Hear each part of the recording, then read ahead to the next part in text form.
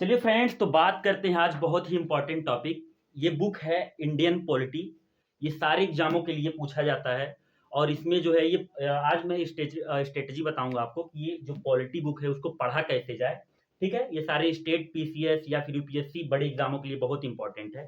ठीक है, तो बात अगर किया जाए इसको पढ़ने की, ठीक, एम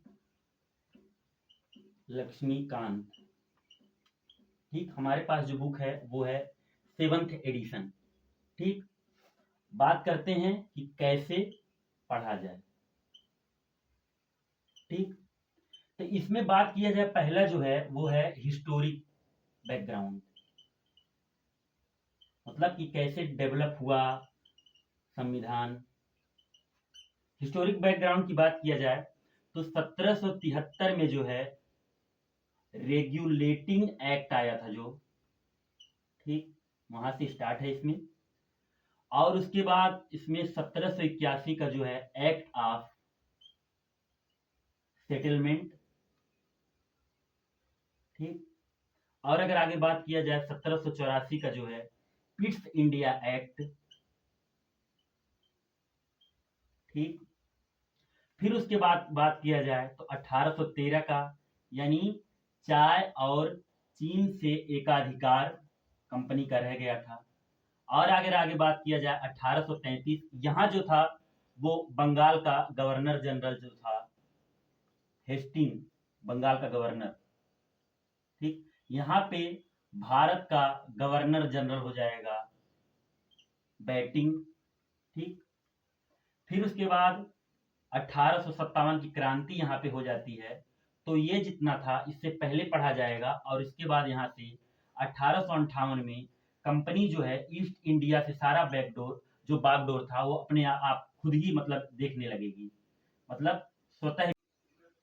तो यहाँ पे बात किया जाए 1858 का जो है बागडोर, उसके बाद ईस्ट इंडिया कंपनी का, वो ब्रिटेन खुद मतलब देखने लगेगा अपने आप। और अगर आगे बात किया जाए तो 1861 का है। ठीक, 1800, उसके बाद यहाँ पे बात किया जाए 71 का है।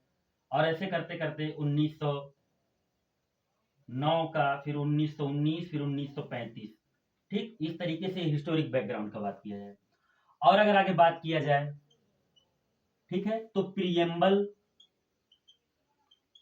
प्रियम्बल तो आपको याद होना चाहिए, एकदम टिप ऑफ टंग होना चाहिए। जैसे we the people of India having solemnly constitute India a sovereign socialist secular democratic republic, justice social economic and political liberty of the thought expression belief faith and worship, equality of the status opportunity and promote among them all, fraternity assuring dignity individual integrity of the nation, we are horribly accept that constitution 26 नवंबर 1949।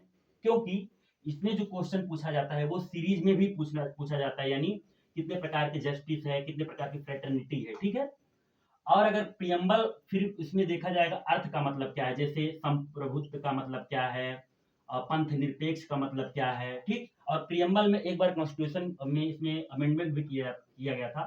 42वां जो है उसमें जोड़ा गया था पंथ निरपेक्ष, अखंडता और समाजवाद।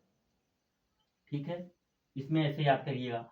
और अगर आगे बात की बढ़ा जाए तो सिटीजनशिप इसमें है, यानी 5 प्रकार से सिटीजनशिप लिया जाता है, यानी ब्रांड करके आप याद कर सकते हैं, by birth, by renunciation, by paralysation, by natural, by descent. 3 प्रकार से छोड़ सकते हैं सिटीजनशिप। और उसके बाद बात किया जाए तीसरा में तो है फंडामेंटल राइट। फंडामेंटल राइट की बात किया जाए तो अगर हम किसी एग्जाम का तैयारी भी ना करें तभी हम लोग को याद होना चाहिए, क्योंकि 6 प्रकार के फंडामेंटल राइट हैं: right to equality, right to freedom, right to against exploitation, right to free from religion, cultural, educational right, right to constitution remedies. और जो 32 आर्टिकल है उसमें 5 प्रकार के रिट हैं: habeas corpus, mandamus, prohibition, certiorari, quo warranto. ये भी याद करिएगा। इसीलिए अंबेडकर जी ने आर्टिकल 32 को संविधान का आत्मा कहा है। ठीक है, इसको भी देख लीजिएगा। और अगर आगे इसमें बात किया जाए तो फिर डीपीएसपी, यानी directive principle of state policy. और उसके बाद 51 क की बात किया जाए, ठीक है, तो इसमें है हमारा फंडामेंटल ड्यूटीज जो आयरलैंड से लिया गया था। ठीक है, फंडामेंटल ड्यूटीज 11 प्रकार के हैं, इसको भी मैं ट्रिक से बताऊंगा, आप याद कर लीजिएगा।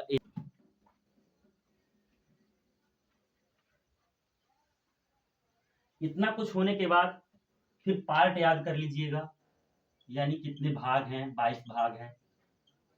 जैसे इंडिया सेल बी यूनिवर्सिटी, दूसरा सिटीजनशिप, तीसरा फंडामेंटल राइट, चौथा डीपीएसपी, फिर उसके बाद फंडामेंटल ड्यूटीज, फिर यूनियन, ऐसे करके।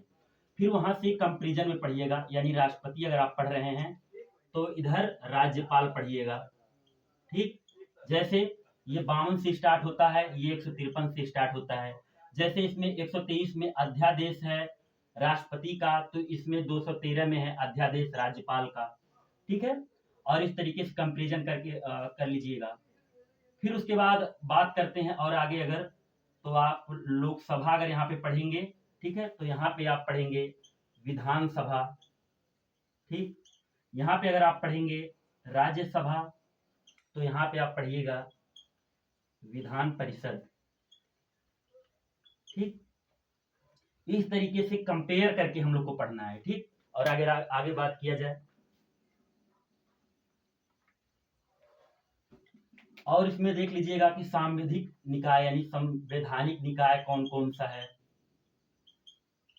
कौन सा जो है अमेंड करके उसमें बनाया गया है। अमेंडमेंट एक्ट देख लीजिएगा, जो टोटल 106 है, 106 वाला जो 33% आरक्षण दिया गया है, ठीक है, महिलाओं को, वो देख लीजिएगा। नीति आयोग देख लीजिएगा, यानी national institution for transforming India, 1 जनवरी 2015 को जो बना था, यानी योजना आयोग के स्थान पे 1950 के बाद से ये बना था। ठीक है, 1950 में जो योजना आयोग बना था अभी तक चलता आ रहा था, तो 1 जनवरी 2015 को उसकी जगह पे नीति आयोग बना दिया था। फिर उसके बाद मानव अधिकार आयोग, अल्पसंख्यक आयोग। ठीक है, इसमें बात किया जाए तो इसमें 80 चैप्टर हैं, बहुत ही ब्रॉड चैप्टर हैं। ठीक है, ये था पूरा स्ट्रेटेजी कंपेरिजन करके पढ़ने का। और उसमें देखिए यहाँ पे महान्यवादी पढ़िएगा, ठीक है, 76 आर्टिकल। फिर उसके बाद महाधिवक्ता पढ़िएगा। ठीक, इस तरीके से जितने भी हैं कंपेरिजन करके पढ़िएगा। ठीक, तो मिलते हैं किसी अगले वीडियो में, तब तक के लिए वीडियो को लाइक, सब्सक्राइब और शेयर करना ना भूलिएगा, और कमेंट बॉक्स में जरूर बताइए वीडियो कैसा लगा आपको।